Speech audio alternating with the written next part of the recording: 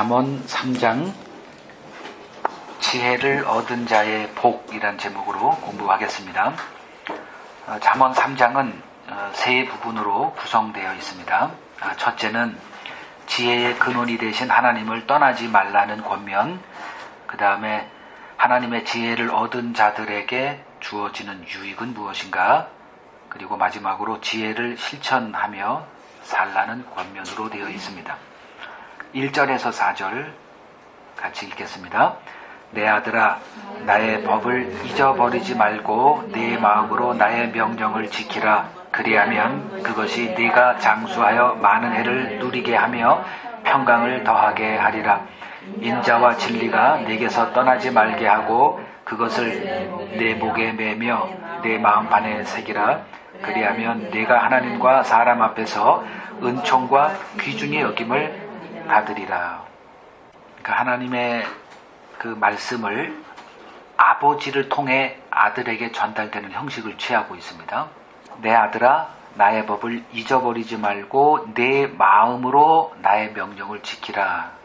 그냥 형식장으로 해야 되니까 이게 아니라 마음으로 지키라. 그리하면 네가 장수하여 많은 해를 누리게 하며 평강을 더하게 할 거야. 그러니까 아들은 듣고 그것을 마음에 새기고 그것을 행하는 위치고, 아버지는 하나님께 받은 그 말씀을 있는 그대로 그냥 전달하는 그 위치에 있습니다. 아버지가 아들에게 하는 권면이 아니라 아버지가 하나님께 받은 그 하나님의 말씀을 아들에게 전하는 그 입장이에요. 아버지가 아들에게 어떤 권면을 할 때 아들은 그 권면을 자세히 들어야 합니다. 근데 이런 일이 잘 벌어지지 않죠. 그냥 겉듣습니다. 한쪽 귀에 들어서 한쪽 귀로 내버려요. 인간은 누구의 말 듣는 자들이 아니에요. 아들이 아버지의 권면을 들어야 하는 것은 다른 사람이 아닌 자신의 아버지이기 때문에 그렇습니다. 이같이 솔로몬은 아비가 아들에게 권면하는 식으로 하나님의 말씀을 우리에게 전달하고 있습니다. 성경을 대할 때 우리는 아버지의 권면을 듣듯이 들어야 합니다. 자, 솔로몬은 남들이 보지 못하고 있는 것을 지금 보고 있어요. 성경이 말하는 비밀이라는 게 그거예요. 세상 사람 다 보는 것을 뭘 비밀이라고 그럽니까? 그래서 그리스도인들은 그 비밀을 알고 있기 때문에 긴장할 수밖에 없어요. 그거를 얘기해 줘야 되는 그 증인의 입장에 있기 때문에. 그러니까 남들이 보지 못하고 있는 것을 지금 보고 있어요. 자신이 보고 있는 것을 안타까운 심정으로 못 보고 있는 그 아들에게 전하고 있는 겁니다. 자, 1번 문제. 복음의 비밀에 눈이 열린 사람들의 심정이 바로 아들에게 지혜를 전해주고자 하는 아버지의 마음과 같다 할 수 있습니다. 사도행전 5장 40절에서 42절 읽으시고, 초대교회의 사도들과 신자들의 최고의 관심사는 무엇이었는지 한번 말해보세요. 자, 사도행전 5장 40절에서 42절, 그 다음에 사도행전 8장 4절 두 구절을 한번 같이 읽고요. 자, 사도행전 5장 40절에서 42절 읽습니다.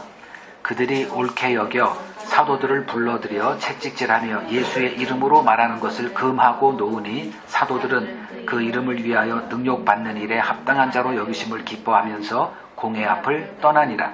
그들이 날마다 성전에 있든지 집에 있든지 예수는 그리스도라고 가르치기와 전도하기를 그치지 아니하니라. 아니, 채찍질 당하고 지금 출교당하는 그 상황에서도 그들의, 이게 정부예요, 정부.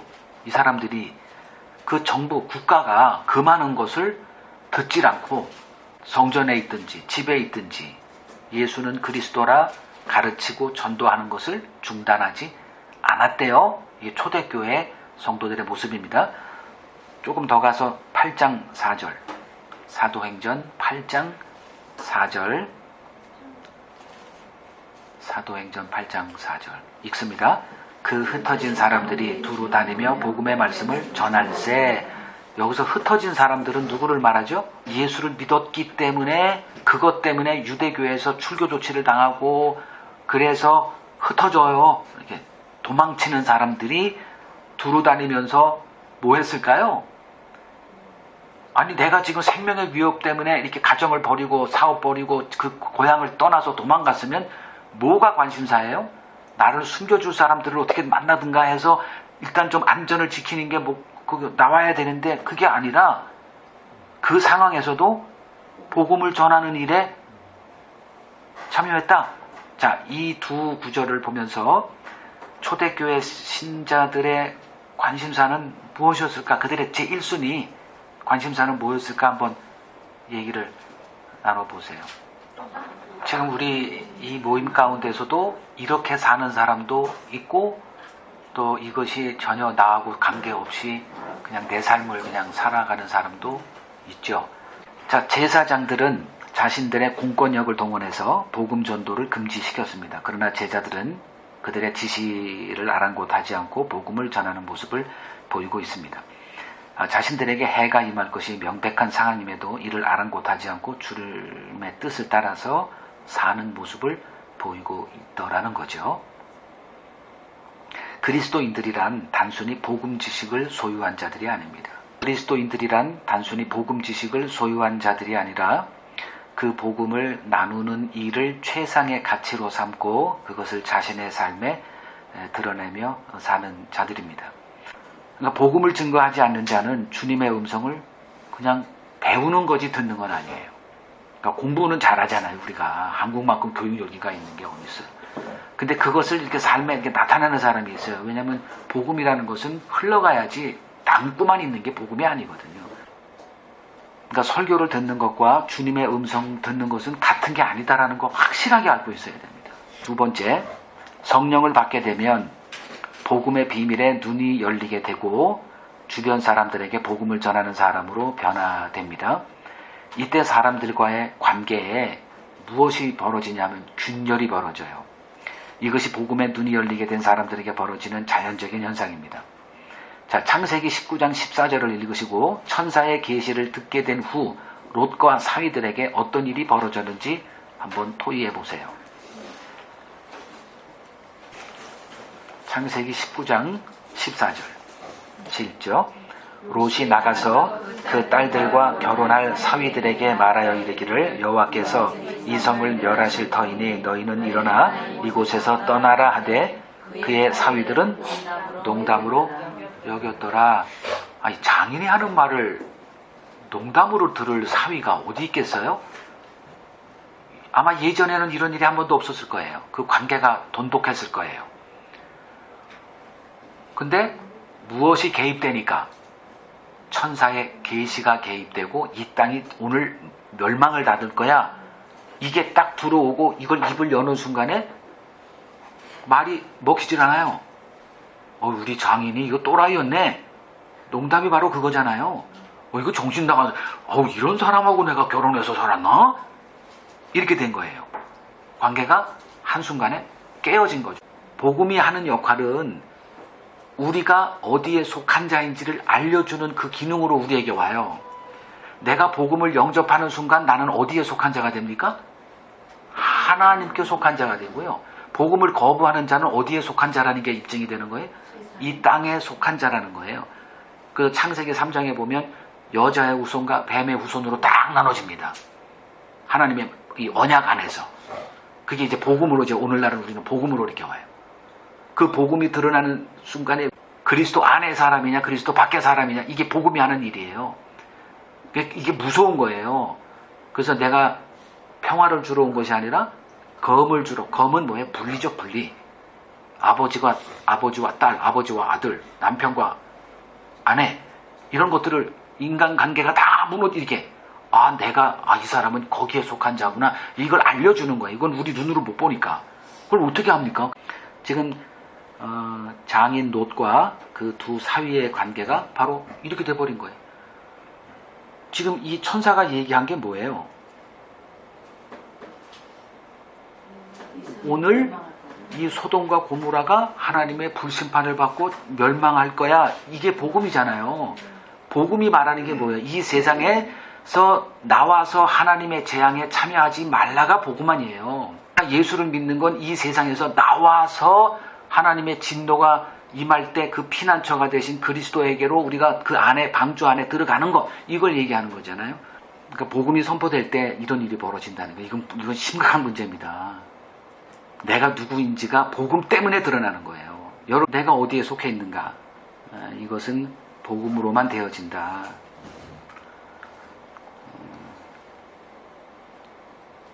그래서 다른 복음이 선포되는 곳에서는 이러한 구별이 절대로 이루어지지 않습니다. 요한 1서 4장 5절에서 6절을 보겠습니다. 그들은 세상에 속한 고로 세상에 속한 말을 하매 세상이 그들의 말을 듣느니라.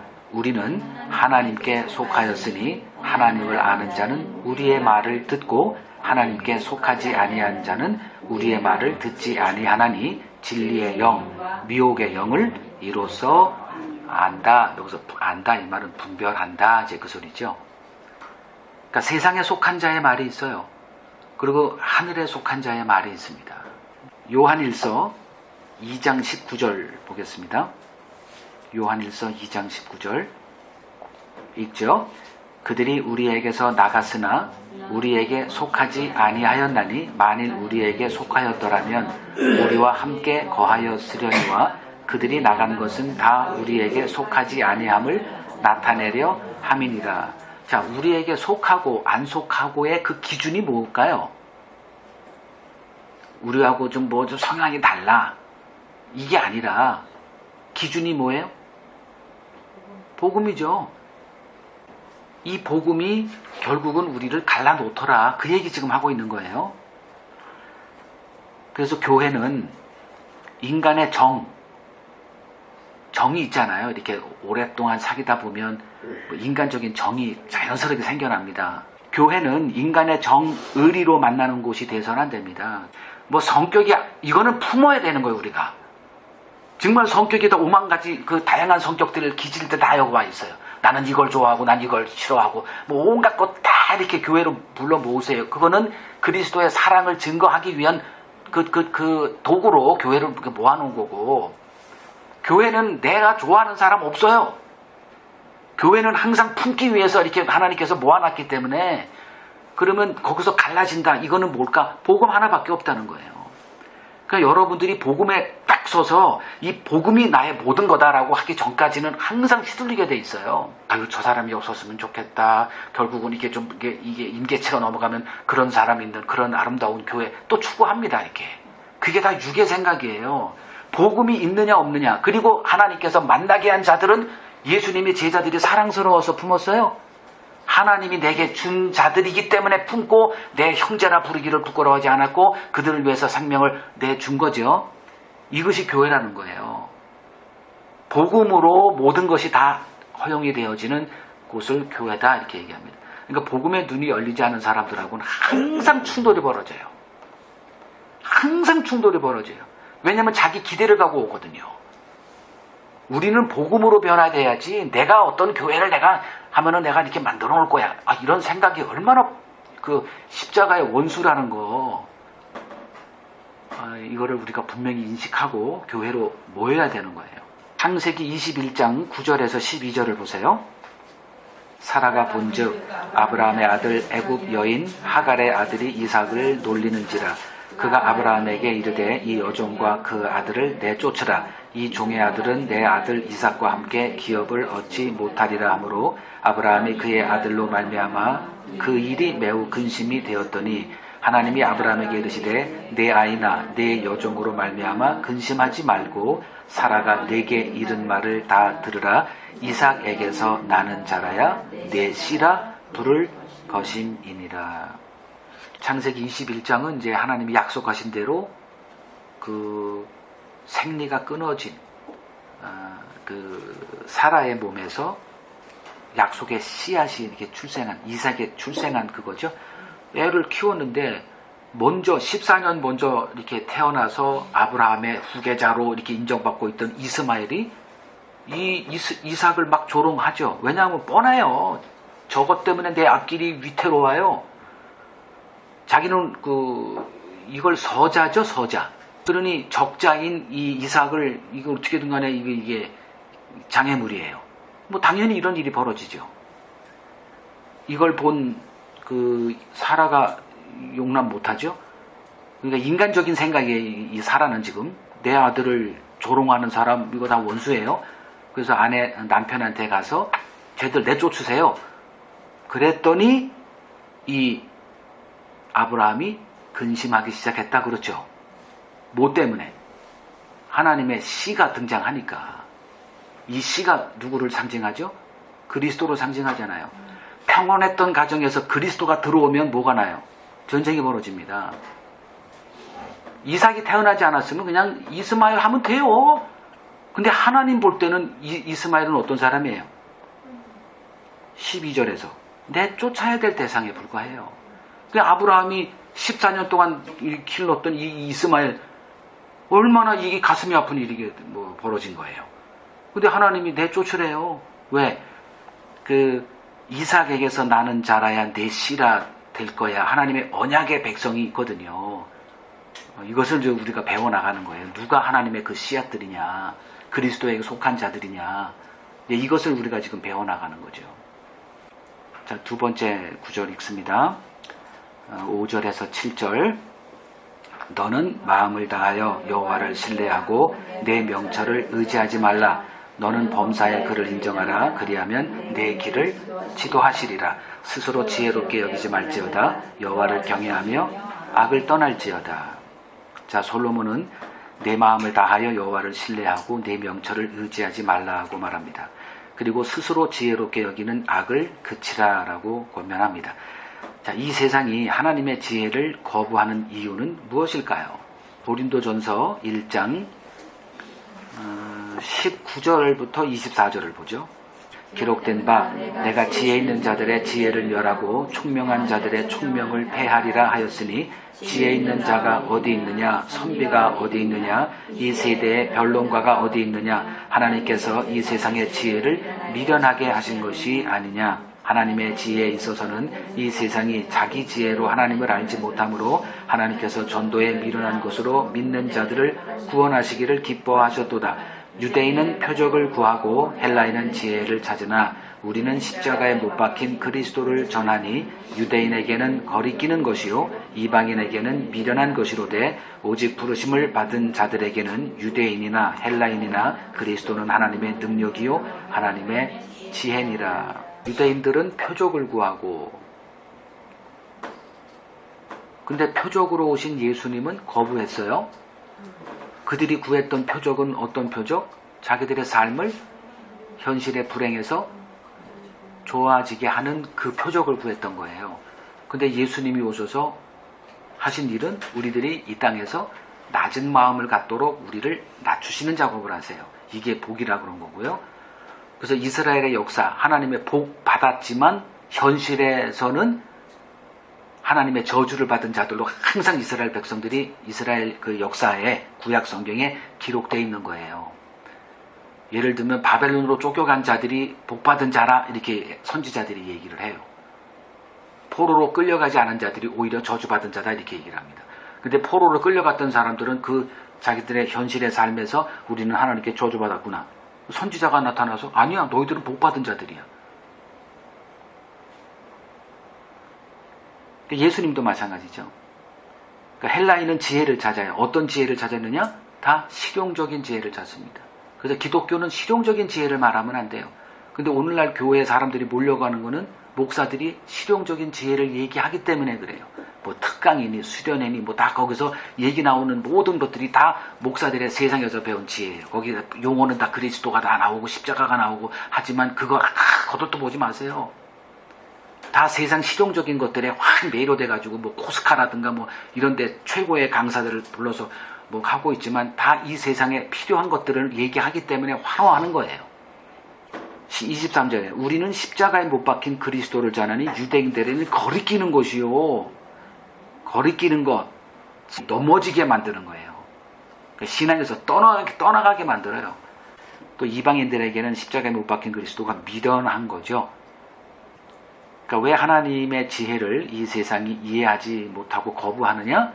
실용적이지가 않아서 그래요. 현실에 아무짝에도 쓸모없으니까. 근데 저와의 방주는 언제 유용합니까?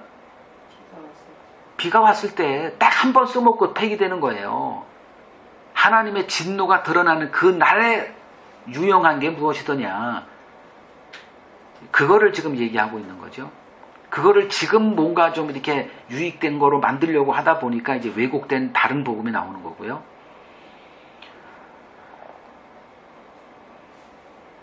두 번째 질문 갑니다.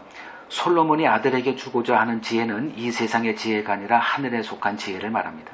그렇다면 아들이 솔로몬의 권면을 이해하고 이를 수용하기 위해선 그에게 어떤 일이 벌어져야 될까요? 요한복음 3장 3절이에요. 읽겠습니다. 예수께서 대답하여 이르시되 진실로 진실로 네게 이르노니 사람이 거듭나지 아니하면 하나님의 나라를 볼 수 없느니라. 지금 유대인들은 실용적인 표적을 구하고 있었어요. 그러니 예수님이 오병이어 할 때 사람들이 몰려왔고 질병을 고쳐주는 이적을 행할 때 사람들이 몰려왔고 예수에게 인산인해를 이룰 정도의 군중들이 항상 예수를 따라다닌 그 무리들이에요. 나중에 이 무리들이 다 가짜라는 게 드러났는데 뭐 오늘날도 병 고치는 그 행하는 사람들이 있죠. 그러한 사람들에게는 뭐 집회가 수만 명 이렇게 몰려들어요. 하나님 나라를 볼 수 없다. 하나님의 지혜를 받을 수 없다. 누가? 거듭나지 아니한 사람들. 그래서 주님이 니고데모에게 다짜고짜 탁 제껴놓고 이 말부터 툭 던진 거예요. 이게 예수님이 니고데모에게 첫 번째 한 얘기예요. 뭐 다른 얘기 하지도 않았어요. 내가 하나님 나라를 보고 싶냐? 그렇다면 거듭나야 돼. 거듭나지 않은 사람하고 하늘에 속한 얘기 해봤자 그냥 속 위에 경읽기입니다. 세 번째 질문 갑니다. 11절에서 12절. 내 아들아 여호와의 징계를 경히 여기지 말라. 그 꾸지람을 싫어하지 말라. 대저 여호와께서 그 사랑하시는 자를 징계하시기를 마치 아비가 그 기뻐하는 아들을 징계함 같이 하시느니라. 여기 징계가 3번 나오죠. 그리고 꾸지람. 그러니까 결국은 아들이 아들에게 하는 그 권면, 주고자 하는 지혜 다 어떤 형태냐 하면 징계, 꾸지람 이런 형태로 온다는 거예요. 징계를 좋아할 사람 하나도 없습니다. 누구나 다른 사람의 인정과 칭찬을 구하며 살아갑니다. 그런데 여호와의 징계를 경히 여기지 말고 그 꾸지람을 싫어하지 말라고 말해요. 왜냐하면 여호와의 징계는 사랑의 표징이기 때문입니다. 히브리서 12장 6절에서 11절을 보죠. 같이 읽겠습니다. 주께서 그 사랑하시는 자를 징계하시고 그가 받으시는 아들마다 채찍질하심이라 하였으니 너희가 참음은 징계를 받기 위함이라. 하나님이 아들과 같이 너희를 대우하시나니 어찌 아버지가 징계하지 않는 아들이 있으리요. 징계는 다 받는 것이거늘 너희에게 없으면 사생하여 친아들이 아니니라. 또 우리 육신의 아버지가 우리를 징계하여도 공경하였거늘 하물며 모든 영의 아버지께 더욱 복종하며 살려 하지 않겠느냐. 그들은 잠시 자기의 뜻대로 우리를 징계하였거니와 오직 하나님은 우리의 유익을 위하여 그의 거룩하심에 참여하게 하시느니라. 무릇 징계가 당시에는 즐거워 보이지 않고 슬퍼 보이나 후에 그로 말미암아 연단을 받은 자들은 의와 평강의 열매를 맺느니라.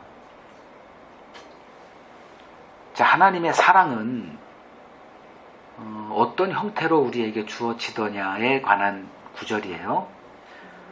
우리는 나를 잘되게 하는 사람, 내 필요를 채워주는 사람을 나를 사랑하는 자로 이렇게 간주할 수밖에 없지만 과연 하나님께서 우리에게 구원으로 다가오셔서 뭔가를 우리에게 하시는데 그 현실적인 모습이 무엇이더냐는 거죠.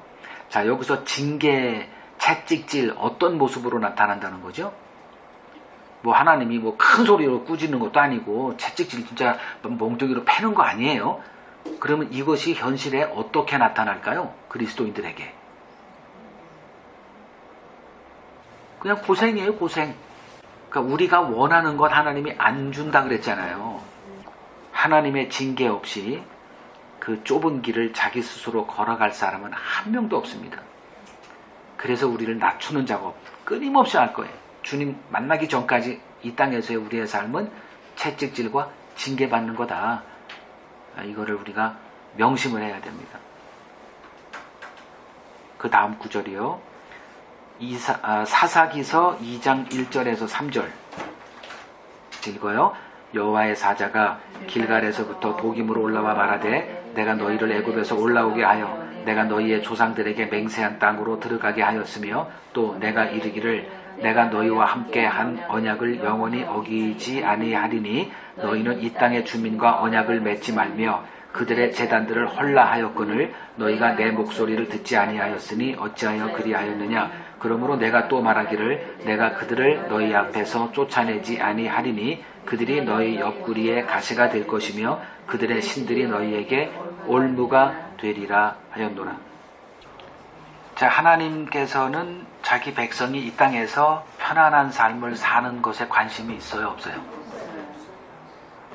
하나님의 관심사는 죄를 아는 자 되게 하는 거, 그리고 죄와 싸우는 자로 만드는 거.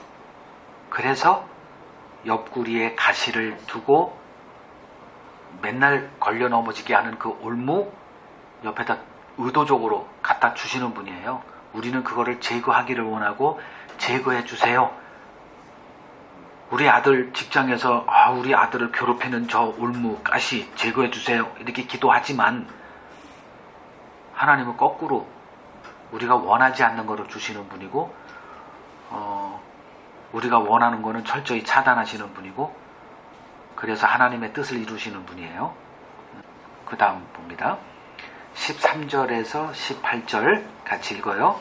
지혜를 얻은 자와 명철을 얻은 자는 복이 있나니 이는 지혜를 얻는 것이 은을 얻는 것보다 낫고 그 이익이 정금보다 나음이니라. 지혜는 진주보다 귀하니 내가 사모하는 모든 것으로도 이에 비교할 수 없도다. 그의 오른손에는 장수가 있고 그의 왼손에는 부귀가 있나니 그 길은 즐거운 길이요 그의 지름길은 다 평강이니라. 지혜는 그 얻은 자에게 생명나무라. 지혜를 가진 자는 복되도다.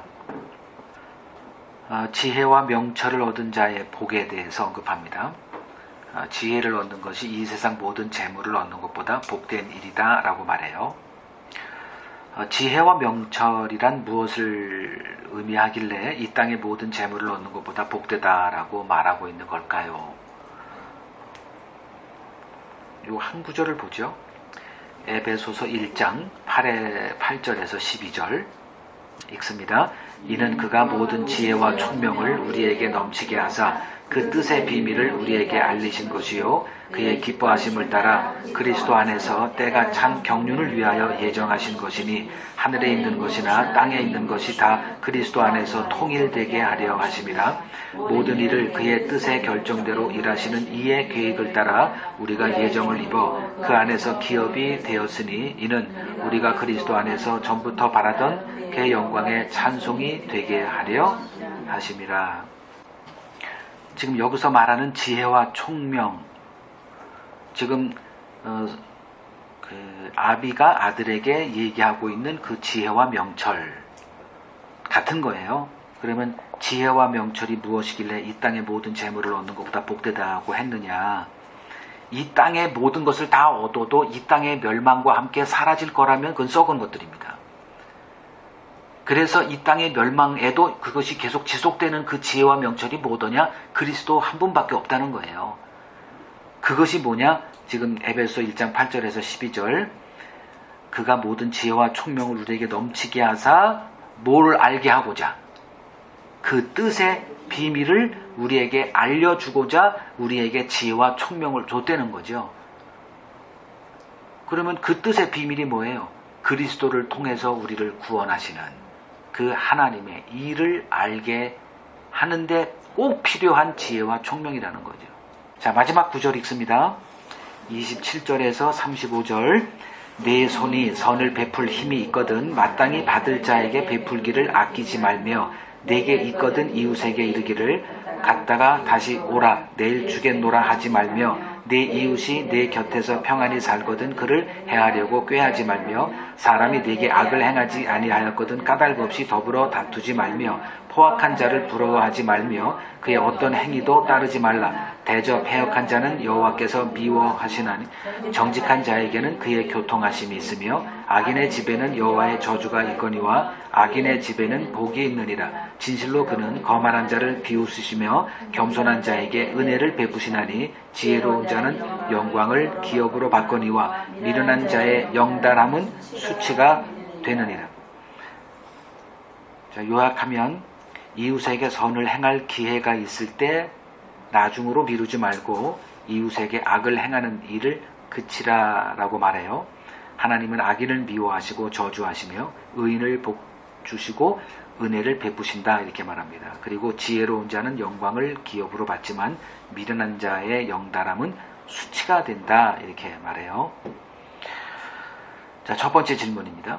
유대인들은 자신들이 선을 행할 수 있다고 생각하고 하나님의 말씀을 행하는 일에 힘썼던 자들입니다. 그러나 예수님이 등장하신 후 그들의 경건주의 신앙 체제가 뿌리채 뽑혀버리고 말았습니다. 참 지혜자는 어떤 자인지 말해보세요. 지금 계속 지혜, 명철 얘기합니다. 참 지혜자는 누구일까?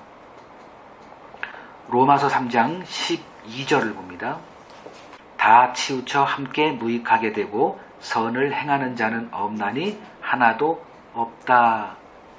그러니까 어떤 인간도 선을 행할 수 있는 자는 없다. 이 구절이에요. 그 다음에 로마서 7장 18절에서 20절 가보세요.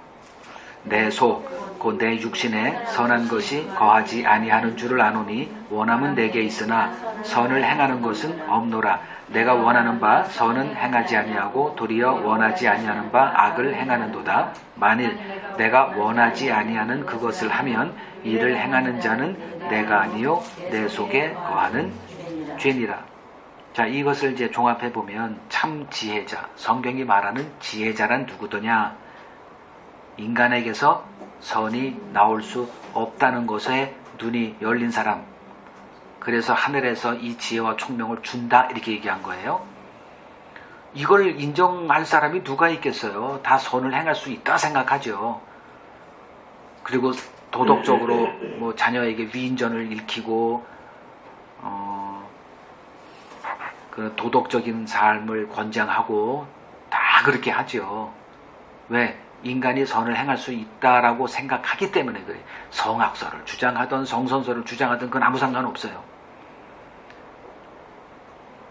근데 하나님은 인간이 하는 모든 것은 다 악이다 딱 선언해버려요. 이것을 깨달은 자가 지혜자다. 그 다음 문제 이거 읽고 마칩니다. 요한일서 2장 7절에서 11절을 읽으시고 옛 계명과 새 계명의 차이, 다른 점은 무엇인지 말해보시고 새 계명 아래 있는 우리에게 맺혀야 할 열매는 무엇인지 말해보세요. 옛 계명 그리고 새 계명이 나옵니다. 자, 요한일서 2장 7절에서 11절 요거만 좀 구분해보죠.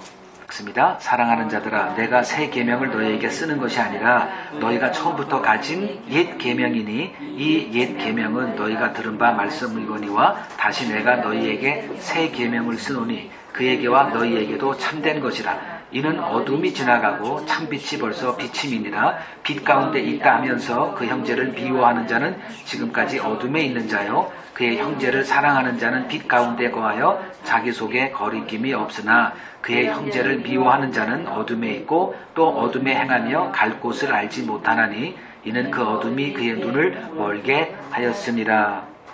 자, 여기 7절에 보니까 옛 계명이 나와요. 그 다음에 8절에 보니까 새 계명이 등장하죠.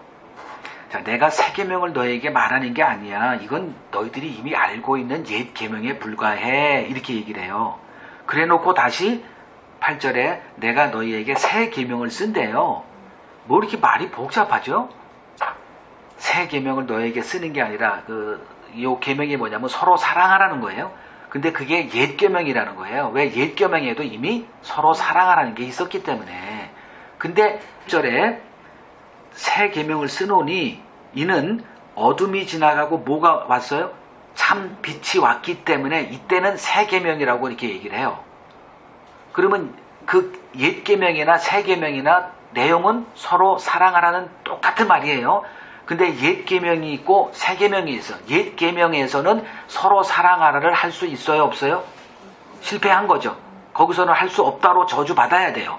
근데 참빛이 왔어요. 그 참빛이 서로 사랑하라는 거를 이루신 분이에요. 그 분이 우리의 의가 돼서 나와 동급으로 간주가 돼버려요.